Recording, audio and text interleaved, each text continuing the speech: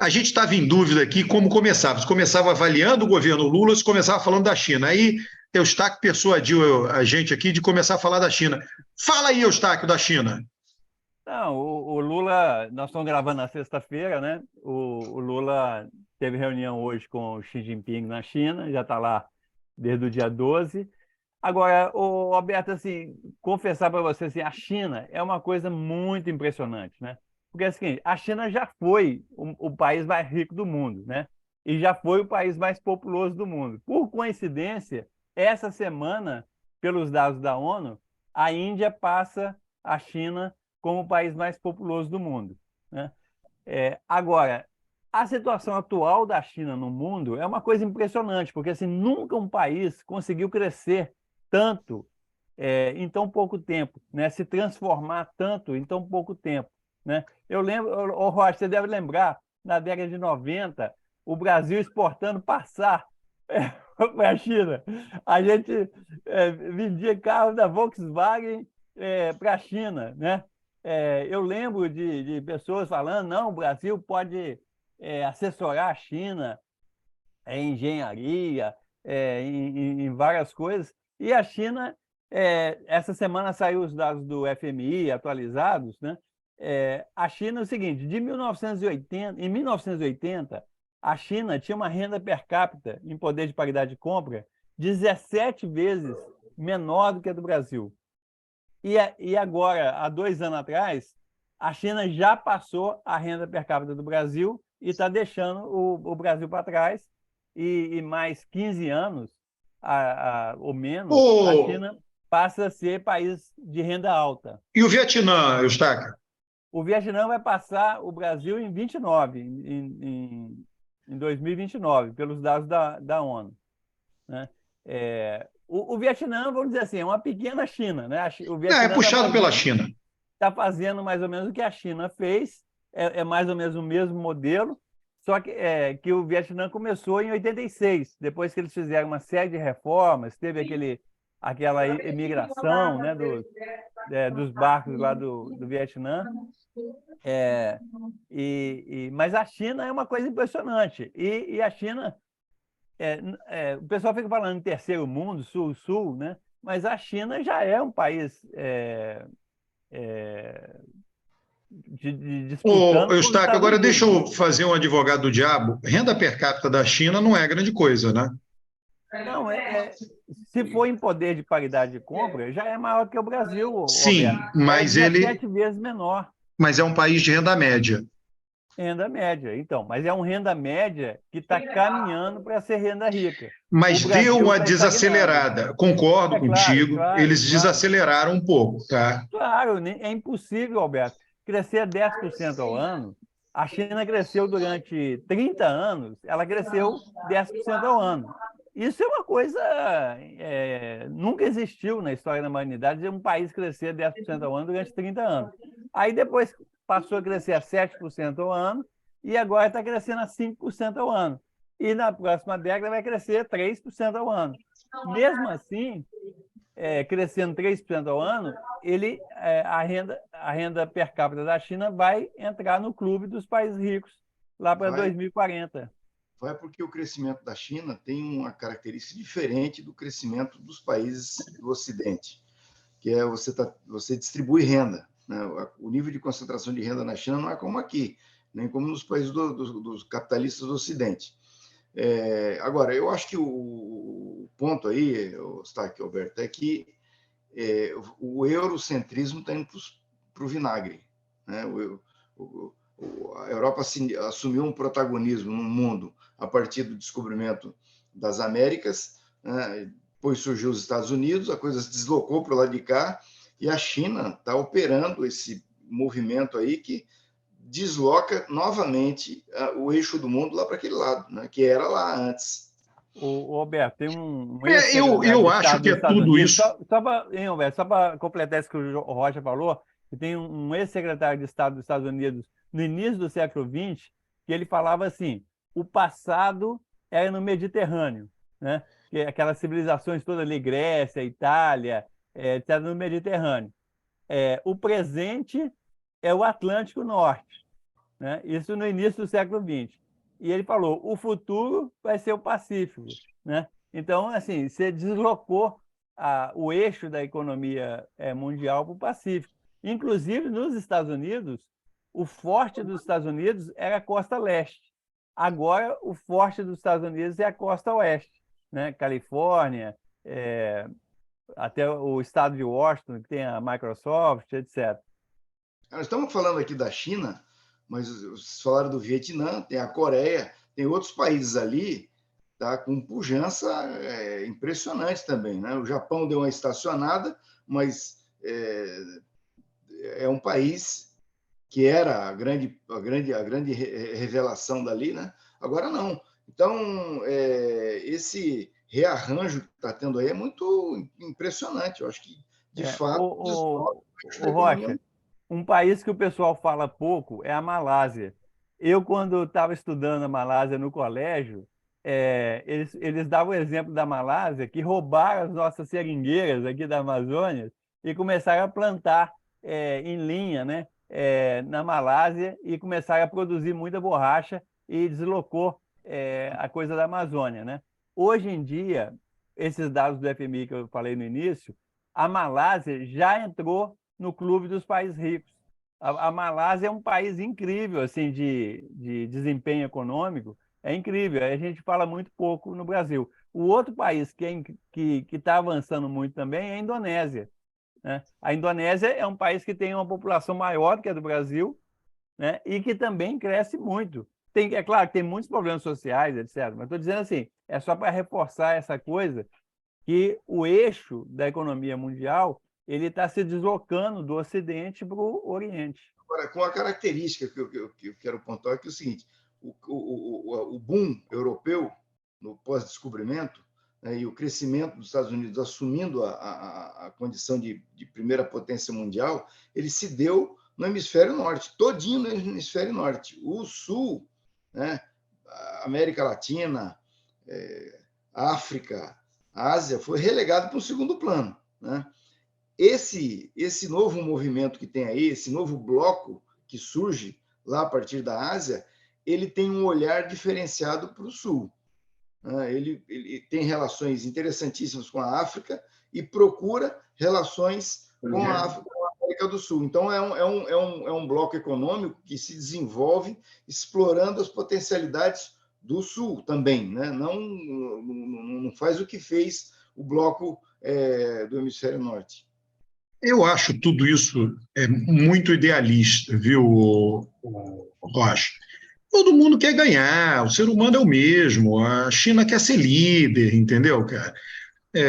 Então ela está vendo onde é que eu entro aqui que ninguém entrou para ser líder, né? É um pouco isso, né? Não vão fazer, não vão pensar no interesse dos outros, entendeu? Eu estou festejando a saída do Lula para lá. Até a Miriam Leitão escreveu um artigo ontem falando que o Lula foi para os Estados Unidos e voltou de mão abanando, certo? E foi para a China e está voltando de mala cheia, cheio de assinatura de tratados, né?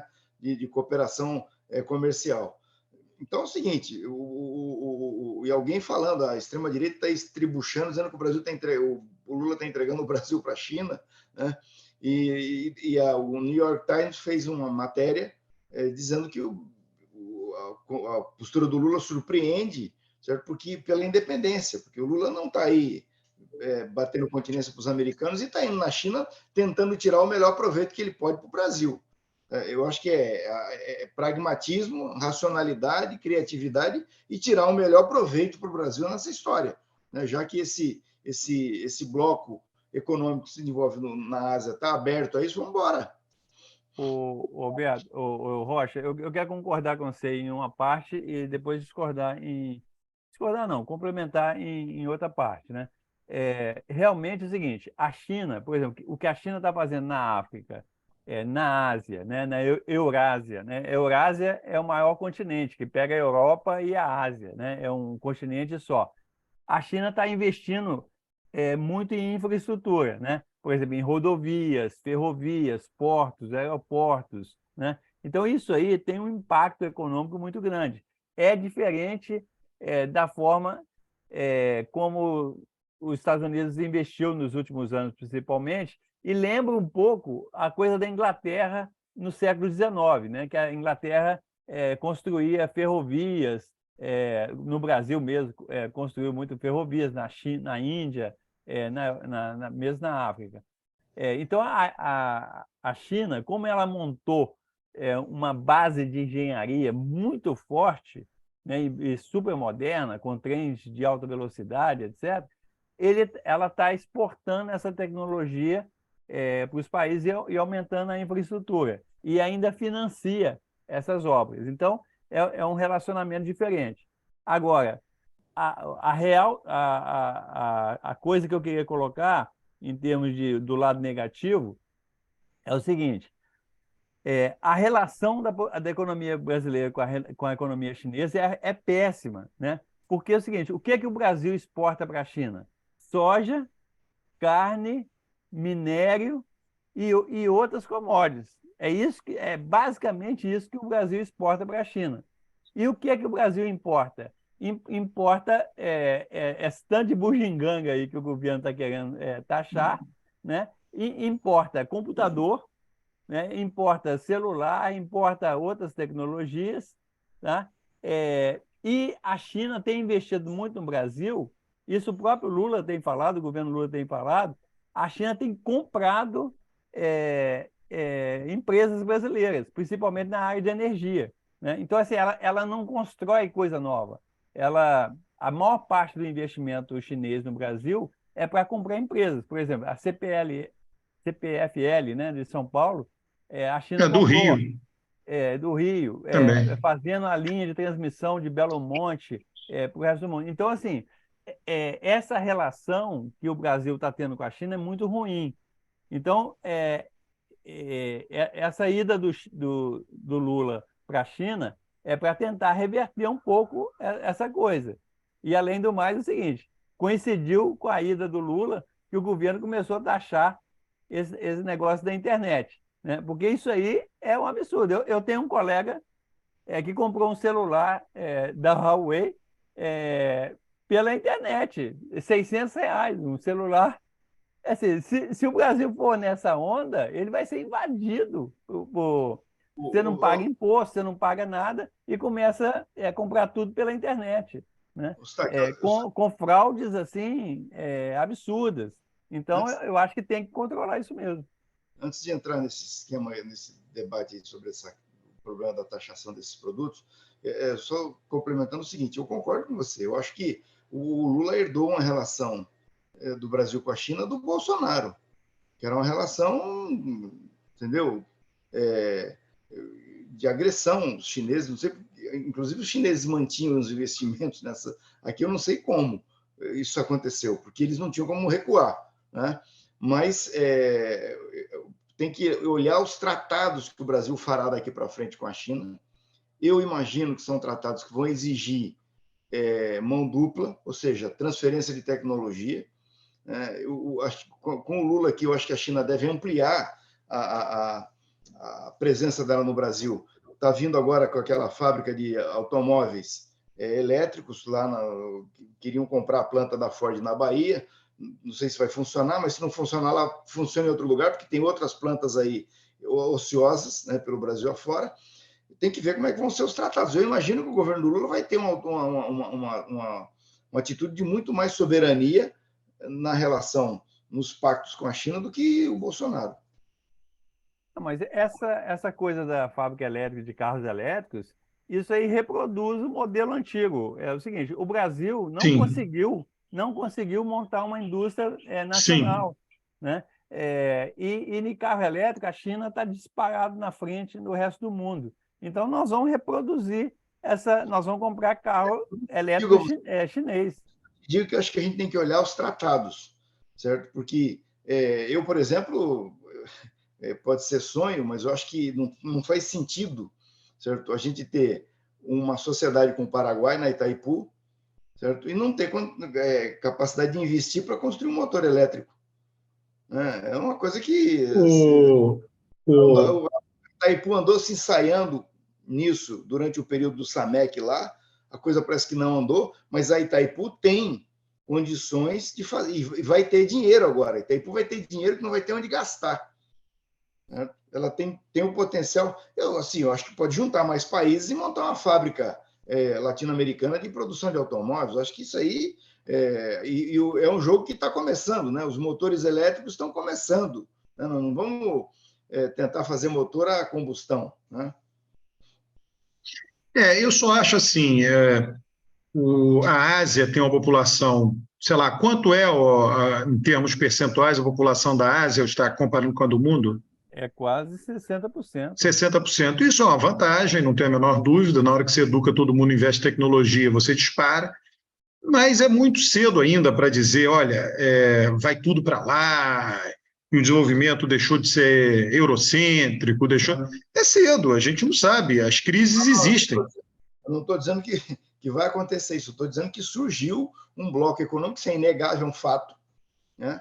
E não é um bloco econômico qualquer, é poderosíssimo, né? E aí o Stark traçou aí o nível de você pegar a Coreia, Vietnã, China, os outros países que ele citou. Isso não é uma coisa que aconteceu ontem, é um troço que tem tido sustentabilidade, é uma coisa que vem. Não, então... sim, mas Coreia, Japão, é tudo alinhado com os Estados Unidos e Europa, tá? Tá? O que eu assim, quando a gente começa a olhar com a lupa. Estou falando de ideologia, Alberto, estou falando de economia. Não, pois é, Eu acho que não interessa. O Rocha, não, mas isso daí tem impacto. Quer dizer, a questão é se o Ocidente, né, Europa, Estados Unidos continuam dominantes ou não, né? Não é a geografia que a questão toda, né, é que você pega a mídia faz não, China, China, China. Isso é por um lado, tá? Mas por outro lado você põe uma lupa. Não, agora moeda, trocas. Cara, 98%, 99% é dólar, né? Se cair 5% já é um negócio, né? O sistema SWIFT domina o mundo, né? Você olha uma lupa, então a mídia muitas vezes dá uma noção distorcida. Cara, eu estava vendo assim, o dinamismo dos Estados Unidos, né? Um aspecto de dinamismo dos Estados Unidos, né? Empresas de tecnologia que dominam o mundo, que foram fundadas nos Estados Unidos, mas ou pela primeira geração de imigrantes ou pela segunda geração de imigrantes. Apple, Google, Amazon, Facebook, Oracle, IBM, Uber, Airbnb, Yahoo.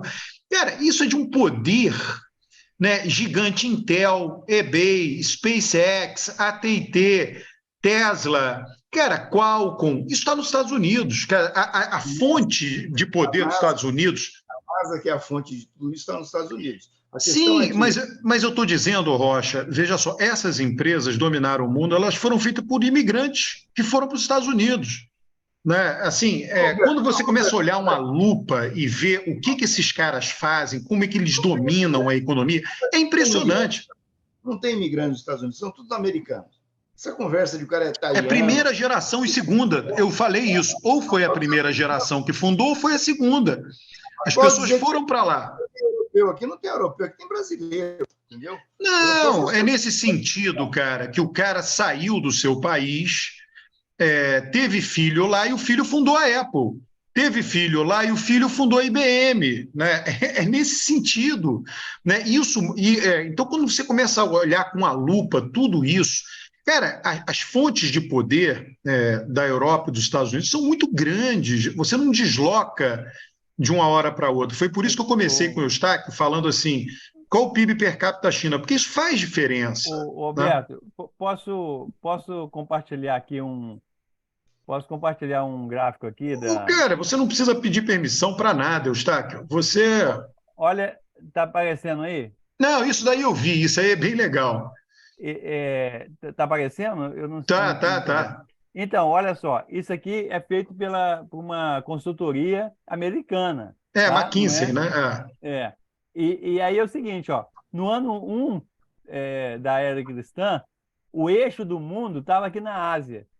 Aí os anos foram passando, o eixo foi se deslocando para a Europa e chegando lá perto dos Estados Unidos, tá? Até 1950. E de 1950 para cá, o eixo começou a voltar para a Ásia. Tá? Então, assim, não é Não, mas eu Essa estou questão lendo ali, ó, ideológica. isso é PIB bruto, não tem a menor dúvida, isso é PIB. Então, se você tem mais igualdade no mundo, né, vamos supor que tivesse total igualdade no mundo, estaria na China, né, é PIB bruto. Agora, o PIB per capita é que, porra, mede a riqueza para valer. O exercício que você tem que fazer é o seguinte, é olhar retrospectivamente o que era às 70, o que era 35 e o que é agora. O troço está mudando. Entendeu? Sim, no PIB bruto tá. Não vai mudar da hora para o outro, porque não tem sentido você imaginar que vai mudar da hora para o outro, mas está mudando, tá. Agora, tem uma coisa bem interessante, é que o Harari chama atenção, isso nunca essa ficha me caiu quando eu lia 21 lições do século XXI. Ele diz o seguinte, que o modelo vitorioso no mundo, né, até agora, é o modelo europeu. O que é o modelo europeu? Capitalismo e democracia liberal. Né, eles inventaram o parlamento, inventaram a competição partidária, Holanda e Reino Unido, né, e inventaram o capitalismo. Né, e quem adotou, disparou. Né, nesse sentido. Então, o Japão adotou o modelo europeu, a Coreia adotou o modelo europeu, a China não, porque é partido comunista. Na política, tá? Mas na economia, são as instituições que foram criadas na Europa. Né? Nesse sentido, a Europa permanece sendo vitoriosa. Né? Pois é, mas essa aqui está a questão da China, que a China é o primeiro país que não é democrático que está ficando rico, né? Porque isso que você falou, Roberto, é a verdade até o surgimento da China. Cara, eu conversando com especialistas, uma vez eu perguntei, para o país crescer, ele tem que ser uma ditadura? Ele disse, olha, Alberto, as evidências são... Porque, se você pensar bem, né, a Inglaterra na Revolução Industrial não era democracia de massas, se tornou rico sem ser democracia de massas. Os Estados Unidos de Hamilton se tornou rico sem ser democracia de massas, né? A democracia de massas é complicada, não é simples. O Brasil, na ditadura militar, eu não defendo, claro, a ditadura militar, mas enriqueceu a beça. Né? A Coreia foi um ditador, né? Aquele, como é que é o nome do cara lá? Foi um ditador. Né? Então, se a gente pensar, muitos países, de novo, eu não sei se a literatura mostra que são todos. Pô, a Espanha, eu estou estudando o caso da Espanha, a Espanha enriqueceu durante Franco. Né? Não estou defendendo Franco, mas foi entre 1950 e 75. A Espanha deu um salto brutal. Né? Então, assim, você tem muitos casos de enriquecimento. O Hitler enriqueceu a Alemanha. Porra, fez aquele keynesianismo dele, entendeu? Então, assim, a União Soviética, enriqueceu brutalmente na ditadura comunista. Então, você tem isso que o pessoal fala. Você começa a desenvolver em regimes pouco democráticos ou autoritários, e depois que você começa a enriquecer, você vai democratizando, e a democracia garante um bem-estar mais amplo para a população. Né? Esse que foi um modelo que aconteceu na maior parte dos países, como você falou. Só que a China, o pessoal que achava que a China ia se democratizar no estilo ocidental, isso não está ocorrendo e parece que não vai ocorrer. Né? Então, assim, a China traz uma novidade nessa, vamos dizer assim, nessa narrativa do desenvolvimento. Já falamos muito na China, vamos fazer a avaliação dos 100 dias de Lula. O Rocha ficou hoje de fazer uma avaliação encontrando defeitos no governo Lula, porque as virtudes a gente já sabe. Né? O Rocha, o sorriso dele está amarelo. Eu vou pegar exatamente o vídeo, vou recortar, né, quando ele apontar os defeitos do governo Lula e vou mandar para o gabinete do presidente. Está aqui, ó. Né? Alberto, um governo erra e acerta. O presidente Lula diz isso. Você tem que falar pelo conjunto da obra. Né? Então, o governo sempre vai ter erro e sempre vai ter acertos. E o julgamento avaliando 100 dias, o que o governo tem que corrigir? Eu diria o seguinte, o governo tem que corrigir as nomeações, as publicações das nomeações das pessoas indicadas para os cargos. Isso ainda não aconteceu, é uma coisa incrível que há 3 meses de governo o governo não tenha ocupado todos os cargos, o governo se bate cabeça em algumas questões. Por exemplo, vou te dar um exemplo prático, o diretor financeiro da Itaipu, havia sido indicado uma pessoa, inicialmente, demorou para burro para para as pessoas, para fechar os nomes. Quando fechou os nomes, houve uma demora imensa para as pessoas assumirem. O NUVR assumiu com quase 3 meses. Isso não tem sentido, é muito lento isso, entendeu? E aí depois, em seguida, os outros diretores assumiram. Aí ficou vaga a diretoria financeira, entendeu? E os partidos começaram a brigar, era uma indicação do PSD, né? O próprio partido começou a se desentender em relação aos nomes. Acabou que quem ficou foi o cara que estava, nomeado pelo Bolsonaro, que não é um bolsonarista, não é uma pessoa do time do Bolsonaro, mas tinha sido indicado, sei lá, para um conjunto de partidos. Parece que o Sarney participou disso, e o presidente do Senado. Enfim, fizeram lá um bem bolado e o sujeito ficou lá na diretoria financeira da Itaipu. Então, eu diria que esse é um defeito, certo? Que está se reproduzindo. Por exemplo, o diretor do presidente do IAP no Paraná, até agora, em Santa Catarina, até agora não foi nomeado, que é um setor vital para o governo, né? Então, isso está muito lento. Eu diria que isso na minha opinião, um defeito grave, porque isso vai impactar no funcionamento do governo lá na frente, essa demora em definir os nomes das pessoas que vão assumir, né? O segundo aspecto é que o governo ainda está com um pouco de atropelo na questão da comunicação. Então, definiram que, por exemplo, esse caso que o Eustáquio citou aí, ficou parecendo que o governo está cobrando imposto. A Janja está sabendo muito de onde cobra o imposto. A Janja disse que... Não, é assim, todo mundo tem direito de se manifestar. A manifestação dela foi em socorro ao governo, entendeu? Da comunicação do governo. Saiu pela culatra o socorro. Não, assim, ela falou correto, porque o governo não está instituindo imposto algum, certo? Ele vai cobrar o imposto que tem instituído. E aí, a malandragem está que o Eustáquio citou aí. Então, o cara monta uma empresinha, certo? E começa a trazer produto da China, certo? Empresa para empresa, quando o imposto não tem que incidir de pessoa jurídica para pessoa física para pessoa física. Aí o argumento que eu ouvi dizer foi o seguinte: vários negócios se consolidaram, várias empresas se consolidaram com base nessa tolerância do governo em relação à questão da incidência do imposto, e, portanto, isso aí tem que ficar, né? Não dá para todo mudar assim de repente de uma hora para outra. É como se você dissesse: não, o pessoal está extraindo madeira da Amazônia, ilegal, e é um negócio consolidado, tem várias empresas que consolidaram, o negócio se consolidou, e na extração de ouro ilegal da Amazônia, vários negócios se consolidaram, várias empresas estão consolidadas, então não dá para mexer, tem que deixar. Isso não é argumento, entendeu? E aí o argumento mais razoável que eu ouvi foi o seguinte: antes da pandemia, as pessoas faziam isso, mas era um troço irrelevante, que não causava dano ao governo. Mas aí, com a pandemia, todo mundo começou a comprar por esses meios aí. E a coisa virou um monstro, né? Então, tem que tomar uma providência. Qual é a providência? Cobrar imposto. Não o imposto que vai ser instituído, mas o imposto que já existe. Certo? Porque a empresa, a Huawei, manda os produtos dela para o Brasil, e as pessoas recebem o produto sem pagar imposto, pois isso não tem graça nenhuma, né? Então, aí eu acho que... É uma concorrência desleal, né? Concorrência desleal. Desindustrializa o país, concorre deslealmente, sacrifica o erário público, não tem cabimento, não há argumento que sustente isso. Mas é o seguinte: qual foi o problema? O governo resolveu fazer essa medida, então, quando você resolve fazer uma medida, você tem que fazer os atos preparatórios de anunciar a medida, né? De falar com a população o que vai ser feito. Certo? Eu acho que isso ainda não está bem encaixado. Roger, você acha... Porque é o seguinte, essa notícia do governo aí de taxação aconteceu no dia que o Lula chegou da China. Isso foi planejado ou foi um tiro no pé? Não, acho que ninguém pensou nisso. Assim, eu acho que, sinceramente, eu acho que ninguém pensou nisso, porque não é possível. Certo? Se alguém tivesse pensado nisso, gente, vamos deixar para anunciar isso depois que o presidente voltar da China.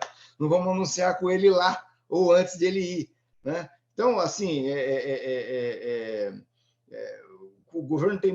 A aprovação da PEC da Bolsa Família, por exemplo, foi um troço muito cuidadoso. O governo carregou, levou o andor devagar e tal, e conseguiu aprovar, né? Agora, nesse caso aí, certo? Parece que as pessoas pensam muito vamos dizer assim, vou falar como advogado, no direito substantivo, e esquece um pouco da forma. A forma é importante, entendeu?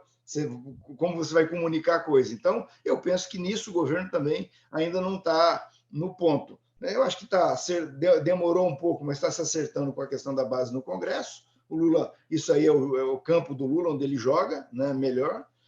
Enfim, eu acho que o governo vai se dar bem, vai sair bem. Acho que foi bem nessa questão aí do Banco Central, viu, Alberto? Apesar de todas as críticas, o governo afirmou a posição política dele, né, e a coisa vai se acertando. O Lula tem muita sorte, né? Parece que as coisas vão acontecendo, conspirando em favor dele, né? A Porque inflação o dólar caindo, o dólar caindo contribui para a inflação também cair, né? Sim. Exatamente. Então, não, deixa eu falar, assim, o que eu acho as duas coisas muito positivas do início, tá? Eu vou falar duas coisas positivas e duas negativas. Primeiro, se livrar de Bolsonaro, né? Eu acho assim, você voltar ao mundo do razoável é muito positivo. O Bolsonaro é um cara não razoável, né? A gente viu, olha, para mim o maior exemplo da não razoabilidade foi essa crise dos Yanomamis, né? Você não faz isso com ninguém, deixar morrer. Entendeu? Você pode até querer reduzir a reserva indígena, mas tem caminhos para isso, né? É uma política pública, não fazer o que o Bolsonaro fez. Então, nada é razoável, deixar 700 mil morrer na pandemia, não ter vacina, né? Eu me lembro assim que ele chegou, tirar tudo que tinha de vermelho dentro do Palácio Alvorada. Quer dizer, a gente saiu né? A gente voltou ao mundo do senso comum, né? É ótimo voltar ao mundo do senso comum na política. E nós estamos aí há 3 meses no mundo do senso comum, do mundo razoável, né? Você pode, o razoável pela esquerda, a direita pode discordar, mas é um razoável, né? Então, isso para mim é um grande ganho e é muito importante, né? Dentro desse razoável, né, eu acho que uma coisa feita de início, eu acho louvável, né, que é o represamento dessas demandas sociais. Então, o governo, aí junto com o que o Rocha falou, o governo aprovou antes mesmo de tomar posse a PEC que deu fôlego para gastar em coisas represadas, porque Bolsonaro não era razoável, as duas coisas estão conectadas. E essa não razoabilidade fez com que ele cortasse recursos muito pequenos para melhorar a vida das pessoas aqui e acolá, e isso está voltando, né? Então, eu diria assim, são as duas coisas fortemente louváveis do início do governo. Atender a esse represamento de demandas sociais e estarmos de novo no mundo da razoabilidade. As duas coisas que eu acho que são problemáticas, uma micro, de curto prazo, e outra de longo prazo, tá? Do meu ponto de vista. O governo está com problemas de articulação política, são sérios, né, que tem a ver, digamos assim, talvez, né, são informações que eu tenho, tem a ver, talvez, com o próprio Lula, né? O que aconteceu? Por exemplo, 2 episódios que geraram ressentimento junto ao Centrão, junto ao Arthur Lira, o episódio de Lewandowski ilegalizar o orçamento secreto, quando naquela época, tem um contexto, né? O Lewandowski podia fazer o que ele quisesse, mas naquela época Lula sinalizava que aquilo não iria acontecer e acabou acontecendo, então isso é ruim, né? Os políticos não gostam disso. Lula deu um sinal para um lado e foi para o outro, né, a leitura da decisão do Lewandowski. Eu estou dizendo a interpretação dos políticos, isso conta. E isso deixou ressentimento. A segunda coisa, quando a União Brasil indicou ministros e o PT rejeitou, e o PT acabou ficando com as indicações do senador Davi Alcolumbre, que não tem voto, só o dele. E isso está lá, né? E aí tudo isso vai se misturando, né? E começa a aparecer entre os parlamentares a seguinte fala, né, que é muito ruim, né, esses parlamentares do Centrão. O governo fala uma coisa e faz outra, o governo não está cumprindo os acordos, isso é muito ruim, né? Eu acho que em breve o governo sofrerá uma derrota importante, não no arcabouço fiscal, o arcabouço vai ser aprovado, mas o arcabouço, para sua execução, ele vai precisar de mudanças tributárias. Eu acho que o governo vai sofrer derrotas importantes, ou uma derrota importante aí, como um recado de Câmara e Senado para dizer: a gente está sendo maltratado. Os senadores estão muito mais agraciados no Ministério Lula, sei lá, tem 7 senadores, do que a Câmara dos Deputados. Então, eu acho que tem um problema grave, sério, que não apareceu até agora, porque nada de importante foi votado, De novo, repito, uma coisa importante será votada, será aprovado, que será o arcabouço fiscal, mas o problema virá em seguida. Então, eu acho que isso é um problema e isso depende de Lula. Lula não está recebendo os deputados como ele recebia no primeiro e segundo mandato dele. O segundo problema, que eu acho assim, é muito grande ele, né, assim, no sentido, a minha perspectiva é uma perspectiva assim meio histórica, né, é que eu acho assim, e aí é uma discussão que a gente sempre traz aqui, né, eu acho assim que a esquerda, de um modo geral, eu não coloco isso no colo de Lula, mas a esquerda, de um modo geral, demanda, e Lula atende, ele representa a esquerda, coisas que eu acho que são retrógradas do ponto de vista econômico. Eu acho o seguinte, a gente quer tirar o Brasil da armadilha da renda média? Ah, sim, queremos. Então, o presidente da República, só ele, né, tem que liderar o Brasil para colocar um foco brutal em duas coisas, me corrija se eu estiver errado, Eustáquio, educar a população, um esforço educacional gigante, né, que não significa somente universalizar o que deveria ser universalizado, mas melhorar muito a qualidade do conteúdo, a qualidade não é boa, né? Então, universalizar a educação e criar uma rede de inovação conectada com as empresas. E isso implica... Então, o foco tem que ser nisso. É isso, só pensar nisso, só pensar nisso, só pensar nisso, só pensar nisso.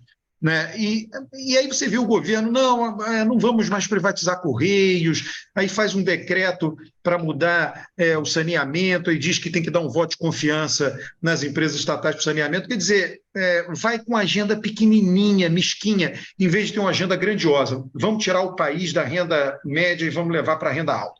Então essa é uma crítica que eu tenho, eu não acho que isso vai mudar, eu acho, infelizmente, tá? Eu acho que isso não é culpa de Lula especificamente. Eu acho que isso assim, é a sociedade brasileira. A sociedade brasileira quer isso. Ela quer o empreguinho público dos Correios, os políticos querem isso. Quem é que impede a privatização de empresas que poderiam facilmente ser privatizadas? Os políticos. Né? Essa conversa que é para atender o povo, que é para atender os pobres, isso é papo furado. Os políticos querem nomear para esses carguinhos que estão aí nas empresas estatais. Então, para os políticos, se tiver empresa estatal, é melhor. Né? É assim que eu vejo, né? Em vez de ter o foco no que interessa, vamos exportar coisa de ponta. Né? Para exportar coisa de ponta, temos que ter um sistema de inovação universitário, particular, público, conectado com um sistema empresarial pujante, com coordenação governamental e uma educação pujante para toda a população. Não vai ter. Eu acho que a gente... Você entendeu, Eustáquio? Eu acho assim, o brasileiro não quer isso. O brasileiro prefere o que está sendo atendido agora. Né? Então, essa é uma crítica que vai permanecer, porque eu acho que não vai mudar. Mas é o seguinte, Eustáquio, tem uma contradição, porque se o governo não está se movendo para atender os deputados, e você diz que ele não privatiza as estatais para atender os deputados... Não, veja só, eu falei de formação de ministério. Uma coisa é o seguinte, você tem que ir lá formar o ministério, entendeu? Você não pode falar uma coisa e fazer outra, são acordos. Por exemplo, o que está acontecendo hoje com a figura de Alexandre Padilha? Alexandre Padilha é muito bem quisto por todo mundo, é alguém jeitoso, mas os deputados estão dizendo, olha, o Alexandre Padilha não tem nenhum poder, ele vem aqui, conversa com a gente, anota as demandas e nada acontece. Você entendeu? É anotar as demandas e nada acontece. Né? São demandas de varejinho, liberação disso. Você tem que proteger, o que o governo faz? Atender deputado, atender essas coisinhas que fazem com que eles votem, né? Não é atender o lobby, são lobbies individuais, né? Carguinho, que você mencionou aí, carguinho, recurso de orçamento, né? E aí você dá um foco gigante no resto. Né? Isso daqui fica isolado, fica insulado dessas malandragens de deputados. E que foco é esse? É uma economia privada conectada com o governo, com incentivo governamental, tudo que a gente sabe que precisa, NASAs da vida, né? Mas você tem que dar atenção a isso. Só o presidente pode liderar nessa direção, mas ninguém. Eu vi lá o INPA, vai fazer um curso de inovação em matemática. São coisinhas isoladas aqui e acolá, tem universidade que faz isso. A gente não tem um sistema nacional de inovação combinado com um celeiro de empresas inovadoras, produção. Não existe isso. E ninguém quer fazer isso. Entendeu? Eu digo assim, não tem contradição, ô Rocha. Você não precisa. Eu só estou dizendo, você fica gastando energia. O presidente da República fica gastando energia com correios, com empresinha de saneamento que vai atender municípiozinho. Porra, tem um mundo lá fora para a gente exportar, para inovar, e nós estamos gastando com. Você entendeu? É o Brasil, né? Lamento, é o Brasil. Mas é o seguinte, Alberto, aí é que o governo prometeu na campanha e você está querendo dizer que o governo não devia fazer isso. Não, o governo prometeu melhorar o bem-estar dos brasileiros, né? Melhorar o bem-estar é tirar o país da renda média e levar para a renda alta. O governo disse que não ia privatizar essas empresas, ponto. Mas isso aí é inútil, cara. Essas empresas são inúteis. Eu só estou dizendo, a gente está discutindo uma bobagem, em vez de estar discutindo, porra, que empresa vai exportar para onde? Esse aqui é o problema, entendeu? Rocha, uma curiosidade que eu tenho em relação ao arcabouço fiscal, né? Tem muita gente dentro do PT, e o pessoal do PSOL, tal, que está criticando muito o Haddad, né? Os caras estão falando que o Haddad está traindo o próprio programa que o Lula defendeu na campanha, etc. Como é que você está vendo a questão do arcabouço fiscal? Eu apoio, eu acho que está bom, está bem construído, né? Pode ser que tenha que fazer ajustes na sequência, porque assim, está acontecendo na economia mundial, ninguém entende direito. Se tem alguém aparecer aí dizendo que entende, que sabe como é que tem que resolver, entrega a economia do mundo para o sujeito gerir. Ontem o Buffett deu uma declaração dizendo que a quebradeira de banco dos Estados Unidos não acabou, vai continuar. O defunto está lá no armário, não sepultaram ele ainda. Então, ninguém sabe direito o que vai acontecer. E o governo tentou, certo? Fazer uma média entre as expectativas do mercado e as expectativas do eleitor, do que saiu da urna. Eu acho que foi bem.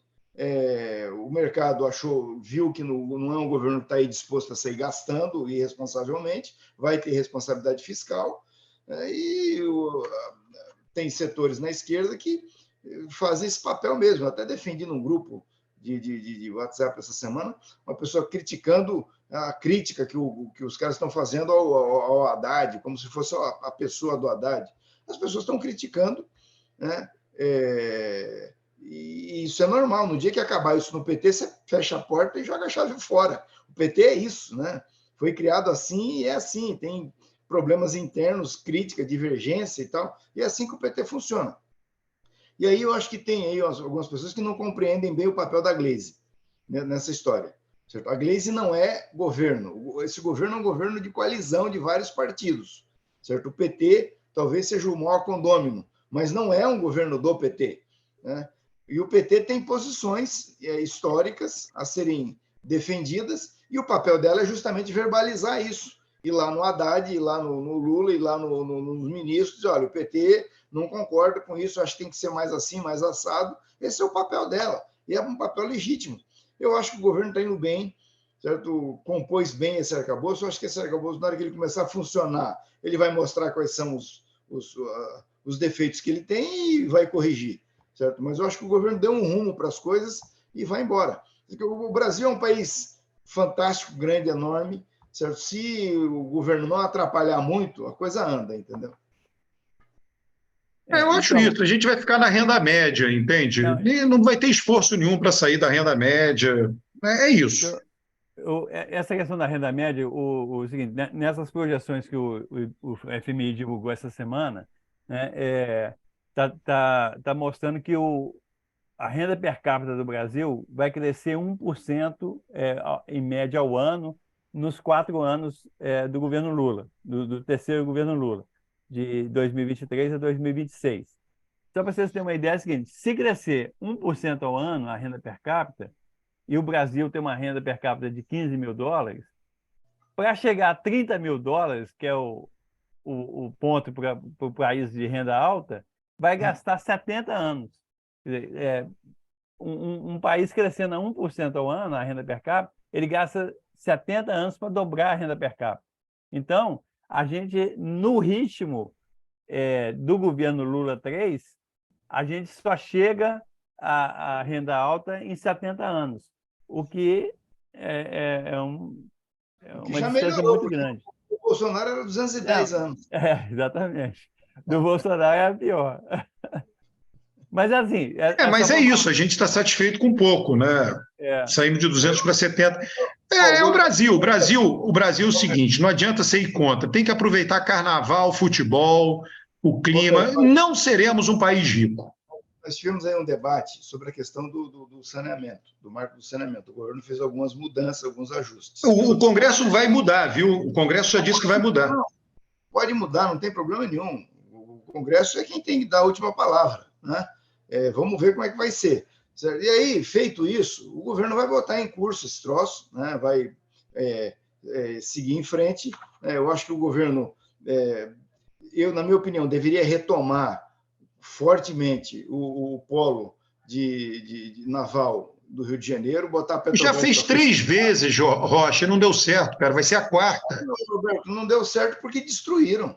Mas então quem garante que não vai destruir de novo? Não tem, já foi 3 vezes, bilhões. Pô, põe na Embraer, põe na VEG, que está andando certo, que exportam, entendeu? Pô, esse aqui é o ponto.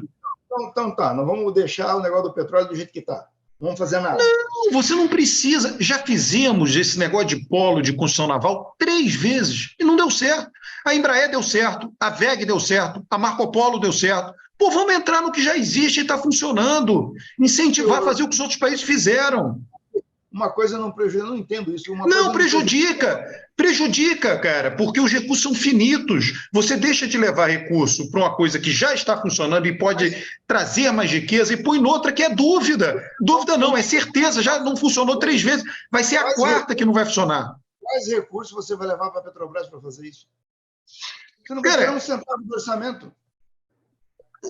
Nós estamos discutindo isso aqui. Então, pega os recursos da Petrobras e manda a Petrobras contratar a Embraer, para injetar dinheiro na Embraer, para a Embraer exportar, para competir com a Boeing, entendeu? Vamos pensar grande. Agora vamos construir um polo de construção naval no Rio de Janeiro, nos Estados Unidos. Porra, cara! O governo pode construir o polo de construção naval, pode fazer isso com a Embraer, pode fazer isso com a Boeing. Não pode, Rocha. É uma questão de prioridade. É uma questão, os recursos são finitos, é uma questão de colocar energia, colocar recursos, colocar dedicação, entendeu? Não pode, não tem recurso para tudo, não dá para fazer. Esse aqui é o ponto. O negócio do saneamento, veja só, eu não gostei, é um fato, né? O Lula pegar e falar assim, vamos dar um voto de confiança para as empresas estatais. Cara, esse negócio de dar voto de confiança é blá, blá, blá. Vai perder o título de pessimista aqui, viu? Não, cara, eu só estou dizendo o seguinte, eu acho que o Brasil, ótimo a gente estar aqui discutindo civilizadamente, com o Bolsonaro essa discussão não existiria. Então foi o que eu disse, isso é muito bom que a população mais desassistida seja assistida. Agora, eu estou pensando o seguinte, o que faz para o Brasil se tornar um país rico? Não é construção naval. A construção naval está em Singapura, os navios passam, tem o maior tráfego de navios do mundo. Você não vai conseguir competir com eles. Agora, o Brasil conseguiria competir com a Boeing. Tem a faca e o queijo na mão para competir. Agora, tem que olhar isso. Né? Onde é que a gente... a VEG faz transformadores, a gente pode dominar o mercado. A VEG tem fábrica em 100 países. Eu queria que a VEG dominasse ainda mais o mundo. Né? Então, você já tem vários casos de sucesso que simplesmente você diz o seguinte, vamos fazer parceria governo-empresas, cobrar dessas empresas que elas exportem mais ainda. Já está dado, não tem que inventar nada do zero.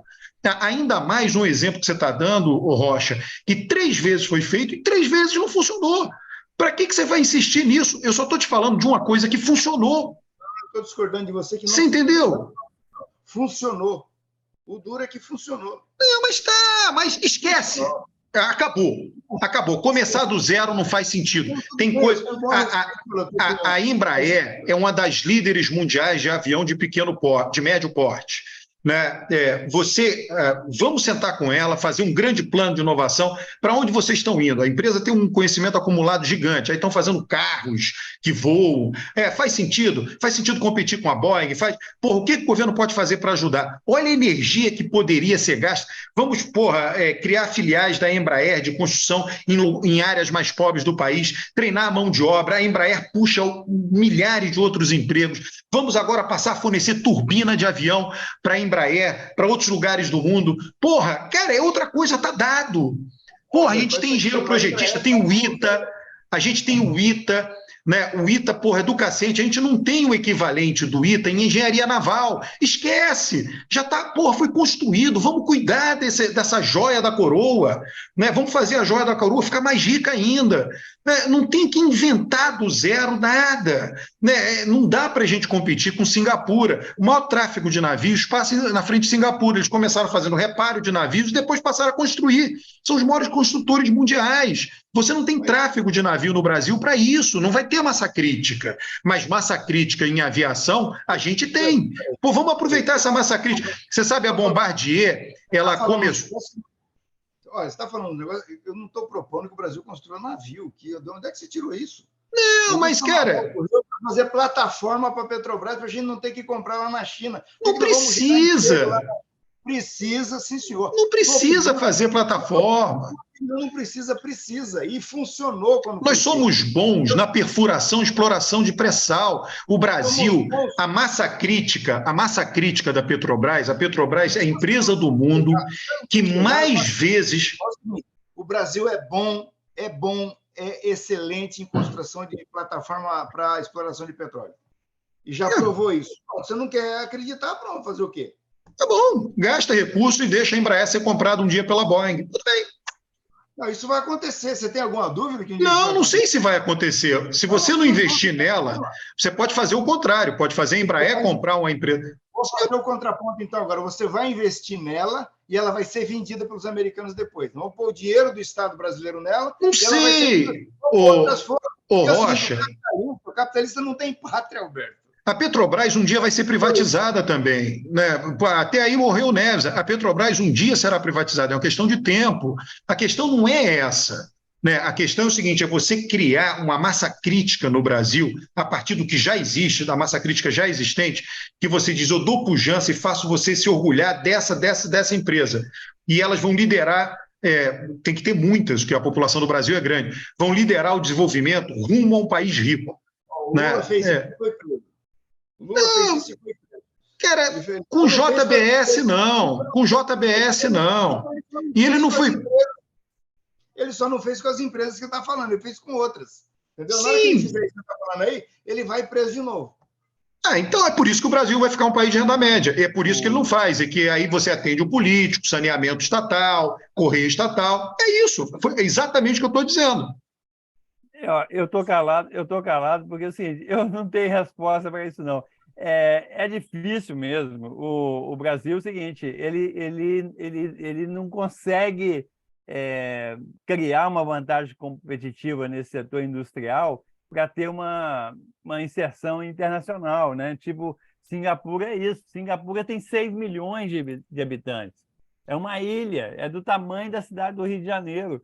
E os caras conseguem fazer portos, aeroportos, cidades, é uma coisa impressionante, e a gente não consegue, né? A Irlanda, não precisa ir tão longe, vai, Irlanda, Portugal, Espanha. A Espanha fabrica carro, né? Depois então, vendeu a fábrica. Eu acho que tem que pensar bem isso aí, e eu concordo com o Rocha que é preciso fazer, é preciso reindustrializar o país, etc. Agora, como fazer... Eu não sei como é que vai fazer, não. Porque inventar do zero uma coisa que você não faz. Fizemos várias experiências que deram errado. Esse negócio de semicondutor, todo mundo fala assim, o país ser desenvolvido precisa ser semicondutor. Só que, bicho, tem países como a França que não conseguem fazer, outros países desenvolvidos que não conseguem fazer. Aí nós vamos sair do nada e vamos fazer? É complicado, não vamos gastar um bi. Como se você achasse um bi na esquina. Não é assim, entendeu? É o seguite... esses caras estão gastando... o Taiwan não, eu estou dizendo aqui no Brasil. 15 bilhões de dólares para construir uma fábrica no Texas. o volume de recursos é uma coisa de louco. O problema é a falta se fosse direito, eu diria falta de integridade. Integridade é o quê? Quando você tem que ter uma sequência, você tem que ter uma lógica, você tem que ter uma racionalidade, né? É o seguinte, a gente monta uma fábrica de fertilizante aqui em Araucária, no Paraná, vem o Bolsonaro e fecha. A gente monta uma fábrica de chip, certo? Vem o Bolsonaro e fecha. A gente monta uma indústria naval para construir plataforma para exploração do pré-sal, vem o Temer e o Bolsonaro e fecham. Meu amigo, não funciona. Entendeu? O Rocha, veja só, você só tem uma maneira, tá, cara? Você tem que sair, você tem que criar interesses muito grandes em torno de uma área, né? E aí o seguinte que vai vir não vai fechar. Você criou um interesse muito grande em torno do Bolsa Família. Aí o Bolsonaro não acabou com o Bolsa Família. Então, você tem que criar grandes interesses em torno daquela área, né? E aí, por isso que você tem que concentrar as suas principais energias naquilo. Você cria um complexo industrial de conhecimento, universidade. Aí vem o presidente e diz, porra, isso aqui é bom para mim, eu vou manter. Você entendeu? E para fazer isso, você tem que fazer com coisas já existentes, que já têm interesses ali depositados, né? E aí você lidera, aí o cara vai dizer, porra, isso aqui é bom para o país, eu não vou mais mexer nisso aqui. Agora você pensar um negócio, agora eu vou inventar isso. Vê o agro. O agro tem hoje um grande interesse em torno dele, que ele prospere, exporte mais. Então ninguém vai lá derrubar o agro, né? Então você tem que ter um grande interesse de ponta, né? Coisa mesmo de ponta, que lidere no mundo e que seja exportador, principal fornecedor no mundo inteiro, para o brasileiro, para a sociedade, para a burguesia nacional, se orgulhar daquilo. Vem um presidente e vai dizer, quero acabar com isso. Não, opa, não vai não. Aí o presidente, opa, alto lá. Não tem jeito, senão fica tudo no voluntarismo, né? Agora, para criar esse grande interesse, você tem que dedicar energia nisto. Não adianta espalhar energia indo para coisas pequenininhas. Agora, pô, tem que mandar uma cartinha. Para mandar uma cartinha tem que ser estatal. Não dá, cara. Esquece isso, né? Mandar carta não tem estratégia nenhuma, entendeu? Não é estratégia, não é nada. Não, é importante que uma carta estatal chegue no município do interior do Amazonas. Tá bom, então continua o país pobre. Beleza. Uma coisa não tem recorde. Roberto virou beato da privatização. Não é beato, eu estou dizendo, é gastar energia, concentração, esforço, sabe, cara? É mais, é você dizer, isso aqui, deixa aqui de lado, pô, tanto faz essa merda aqui. Roberto, já não existe mais um monopólio de correio no Brasil faz tempo. Logo com isso, entendeu? E vai se concentrar no que interessa, que é a VEG. Vai se concentrar. Pega as 20 empresas nacionais listadas em bolsa. Lula fez isso e foi preso. Então pronto, vamos ficar pobre. É isso, então não faz. Vamos fazer a agenda da pobreza. Vamos. O Lula não fez isso? A JBS hoje não é a maior empresa do mundo na área dela, né? A Odebrecht não estava caminhando para ser uma das maiores do mundo na área dela, e aí acabou tudo. Faz o seguinte, mas, de novo... Acabou tudo. Veio uma energia tão forte... Então não faz. Vamos fazer logo tudo estatal e só coisa de... Vamos fazer, Rocha, vamos produzir escorredor de prato estatal. Pronto, aí não vai preso. Algumas pessoas do Brasil que não disseram para a Lava Jato, não destrua a Odebrecht, porque isso aí é um crime contra o país. Não destrua a JBS, que isso é um crime contra o país. Não destrua a indústria naval, que isso é um crime contra o país. Ninguém falou nada. Ninguém falou nada, entendeu? E o Lula foi preso. Não, então não faz. Não tenta de novo, não faz. Eu vou repetir a tua frase. Não deu certo. Não, mas não deu certo. Foi criado um sistema de inovação em torno da Embraer, para além do que ela sozinha fez com o financiamento. Ela sozinha não, mas o financiamento do BNDES não foi. Foi criado um sistema de inovação em cima do complexo industrial nosso de motores fabricados no Brasil? Não foi feito. Isso fazia parte do planejamento estratégico da Embraer? Fazia Não sei, Rocha. Para o governo participar, ele tem que ir lá, bater na porta, sentar, conversar. Tem que fazer. Né? Pegar todas essas empresas que fabricam motor no Brasil, empresas genuinamente nacionais, sentar com todas elas e fazer, vamos fazer agora uma articulação para dominar o mundo, exportar? É isso. Agora, se não for feito, não é feito. O que o Roberto está falando mais ou menos é o seguinte, que o ciclo político não coincide com o ciclo... Começou a chuva aqui, começou a pingar em cima do computador, que eu tenho que tirar aqui. Mas eu queria até perguntar para o Rocha esse negócio, a questão da elegibilidade do Bolsonaro. Pessoal, já passamos de 1 hora, hein? Como é que ficou esse negócio? O Bolsonaro vai ficar inelegível ou não? Olha, essa semana... Vai ficar. Uma semana que o governo tem que estourar champanhe. A Dilma assumiu a presidência do BRICS, o Lula está fazendo um sucesso danado na China, o Times colocou o Lula entre as pessoas, os 100 mais influentes do mundo, o Moro deu uma escorregada aí na Lava Jato, tentando influenciar na questão do Tacla Duran, meteu o coitado de um juiz lá do Tribunal de Porto Alegre, o Marcelo Malucelli, numa fria, né? E o Bolsonaro tem o parecer da Procuradoria da República pedindo a ineligibilidade dele. Isso aí dizem as más línguas, que é um dos 15 processos que tem. Né? Então, é muito provável que o Bolsonaro saia do jogo eleitoral. Não, isso é ótimo. Muito bom. Muito bom. Vamos encerrar. Começou a chover aqui, cair água em cima do meu computador aqui. Eu pensei que ele estava no apartamento, mas ele está numa casa, na chácara. Você é um privilegiado, cara. Eu estou no meio do mato. Privilegiado. Estou no meio do mato.